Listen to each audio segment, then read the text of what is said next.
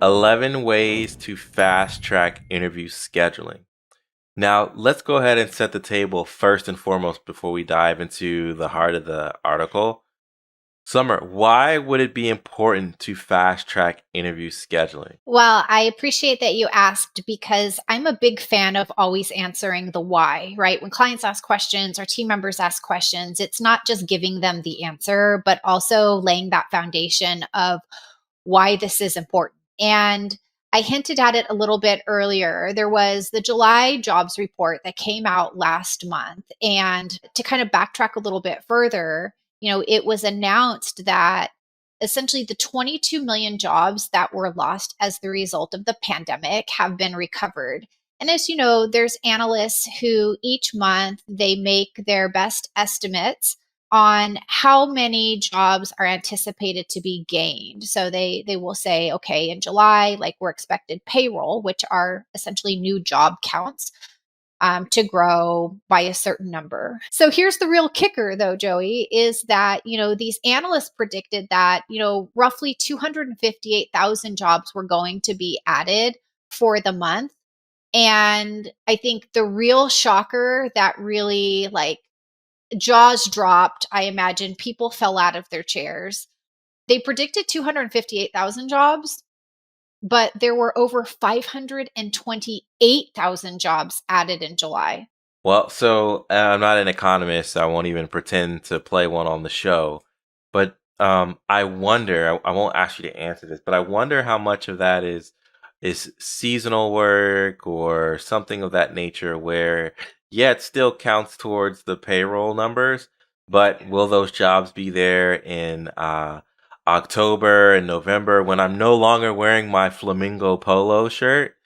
I'm just curious, and I'll be interested to track the trends along the way because that's a big deal. That's 500,000 jobs. It is. And without trying to dive into too much of the details, yes, there's some adjustments for the seasonal jobs, but there's also a lot of debate, and that's like other articles that one would need to read. A lot of debate as to the accuracy of the number. But I think the takeaway from this is that we have had strong job growth. Whether it's double what the analysts predicted. Maybe we'll find out more as folks start sleuthing into some of the data further. But I think the biggest takeaway for employers is that, even with talks of a recession looming, even with talks of inflation at, staggering numbers and companies that we've already heard about starting to do layoffs, the biggest takeaway is that the job market is still super strong. And that if you are recruiting for talent right now, you can't let your foot off the gas. So that brings us to this article, right? That even with all of this happening, if you're hiring for new positions, you still need to be super sharp and you need to be looking at ways, if you haven't already, to fast track your interview scheduling. So I say we start talking about some of those tips and some of the things that companies can do to make that a reality. Yeah, let's do it because let's not get it twisted. In the to use the real estate language, it's still a buyer's market in the sense that the employees still have, or the prospects kind of have the upper hand. There are a lot of opportunities. And even though, I see articles from time to time about the tech industry and there being layoffs and there being hiring freezes. You can't just look at one industry and think that it applies to all because even as you break down the job market, some industries are doing way better than others. And so you have to even know where your industry stands. And so, Summer, what are some tips that people can learn from the article about how to fast track the recruiting process? And what are some of the suggestions that you have too? Well, I love some of these tips because they are definitely things that I've used that we've recommended to our clients to use. And I think the biggest takeaway is that if you hear a suggestion on this list and you're not currently doing it, your competitors probably are. So it's definitely worth considering.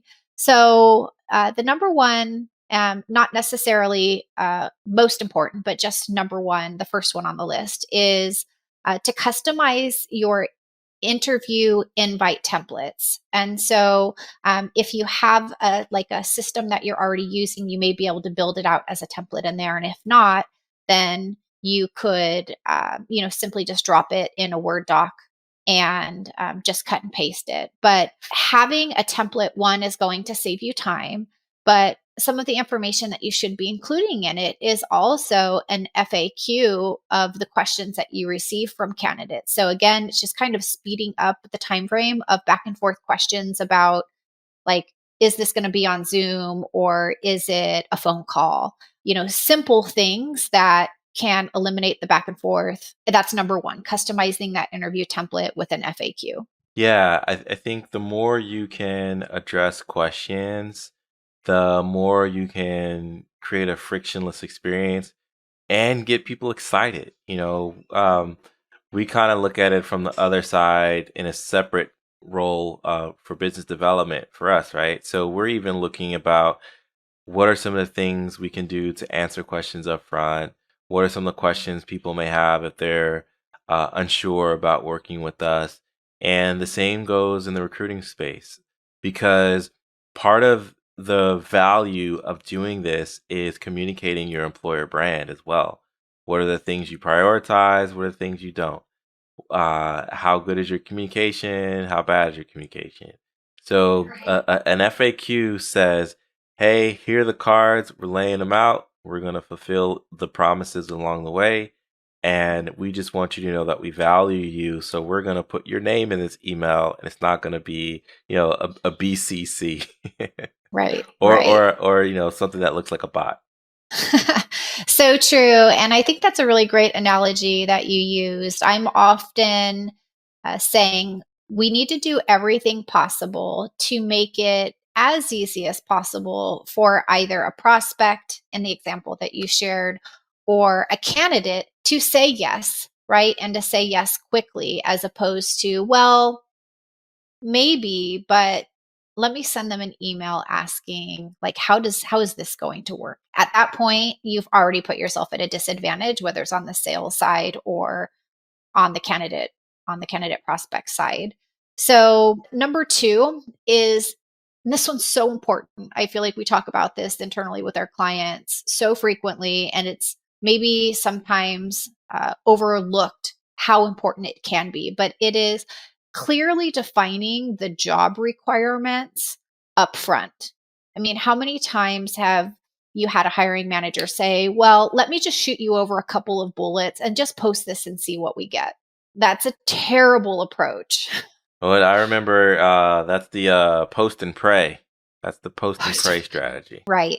And so perhaps, Joey, if we were having this conversation a couple years back, companies were still doing that and perhaps having some relative success, right? Because the competition for that same candidate was a bit different. And while I still don't think that's an effective approach, for some it was working. And so maybe that's why they continue to use it. But now when we think about speed to hire being one of the most effective strategies for not having to get into bidding war for the same candidate with other employer, one, you need to ensure that you're not wasting your time or the time of candidates for a job that's not a good fit. But just that process of, okay, we've gone through candidates that have applied to this position. We didn't really have a lot of them that were a good match. So let's go back and rewrite the job posting. Like, you've already lost so much time. And if you did have any candidates, they're likely not going to be a good match. So very, very important part of the process. Yeah, I think this is such an important conversation, because one thing that I see with clients that we work with, and even just Summer, I'm sure when you're out and about with friends or folks that may be hiring, there's always that, back in my day, we did 7 interviews, and we had panels, and we really had to get the recruit through the ringer. I even think of that saying, hire slow and fire fast.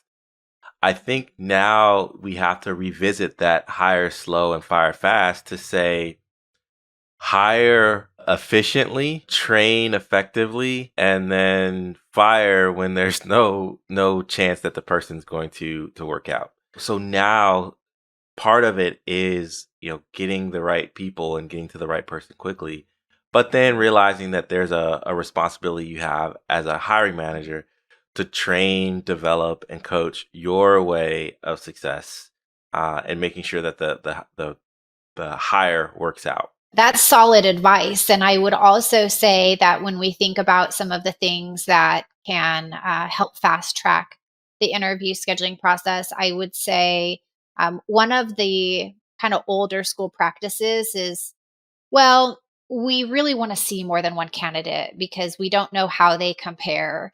And I'm here to say that that approach is going to put a company at a serious disadvantage because you're looking for the grass to be greener, or you want to see if the grass is greener. And I'm going to say that also that if that's your approach, your grass is going to probably die before you have the chance to see if the other option is greener. I gotta get on my soapbox here because that is such a big pain point. And I want to make it clear for those who are paying attention to the show, and you're paying attention because you care about a great experience. Otherwise, a show about HR wouldn't even be of interest to you in the first place. But your comparison when you're evaluating candidates, you're not evaluating them to other people. You're evaluating them to the job description and the culture of your organization. So it doesn't behoove you to, wait until you get all candidates and then you want to see some more and then you want to date some more.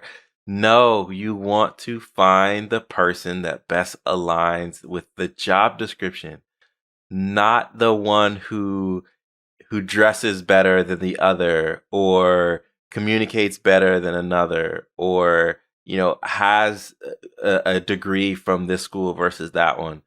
No, you're aligning to the job. You're aligning to the job, the job, the job. So I got to get off my soapbox, but that is something that if I see a client try that approach, like, oh, we're gonna be here for a while because it's not gonna work, and the best candidates are gonna be gone. Yes, and it always pains me when when we actually have to uh, kind of watch this happen before maybe a client or a hiring manager is willing to trust that what we're saying is true. But sometimes that's kind of the way that it might go. The last item that I wanted to chat about on this topic specifically was just one last tip, because if you go and read this article, there's 11. We just don't have time to cover them all. But one of the other tips that is a time saver is, and it's kind of a two part. One is finding out blocks of time from the individuals that are going to be participating in the interview process, and having them already pre blocked out so that if you talk to a hot candidate, you think that they definitely need to be scheduled for an interview, then before you get off of the call with them, you could say, hey, well, we'd like to talk to you again. And the next person in the process has Monday, Wednesday, and Friday at these times available. Which one can we book you for?